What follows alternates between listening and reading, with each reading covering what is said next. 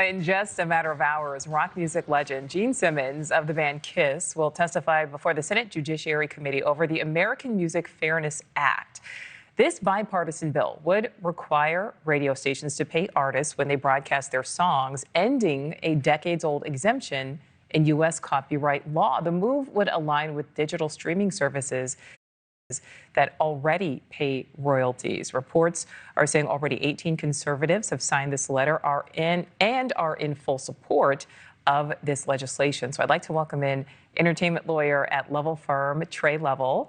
Tre, it's good to see you. Thanks for your time. First of all, how big of a potential shakeup would this proposal be to the music industry? This is very big and it's long overdue.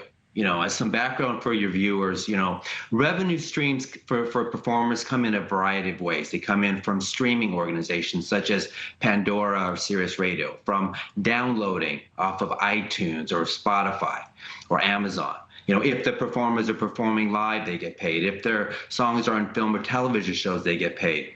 If they're sold physical CDs or DVDs with their songs, they get paid. However, the one area that performers have never been paid is terrestrial radio, which is AM or FM radio off the airwaves and not through the internet. So this is really, locking in that last area of revenue for performers to take advantage of. All right, yeah, so, when we see that graphic on the screen right now, it really illustrates it very well. Why was this exemption in U.S. copyright law enacted in the first place?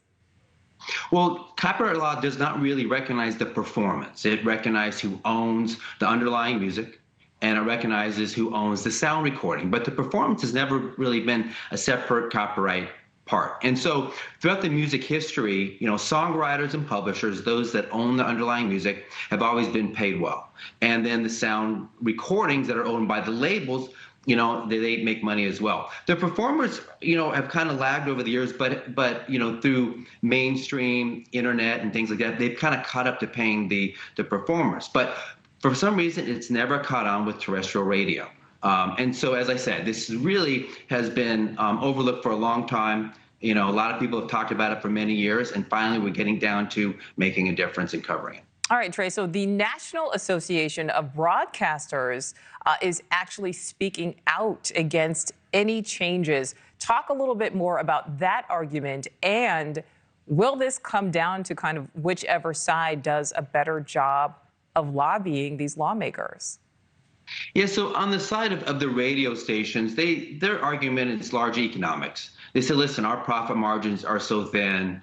We already pay the songwriters and the publishers for it. We can't afford that extra revenue stream, to pay the performers. So they're really coming out against the economics of it. But the one thing about the American Fair Music Act is that it does allow for the economics. If you're a lower revenue-making radio station, it carves an exemption. You have to pay a much lesser amount. So they really cover this argument of the economics. And so I would assume this is going to have a large favorability and should pass. All right, we'll certainly see if that happens. Tre Lovell, thank you so much for your time. Thanks for having me.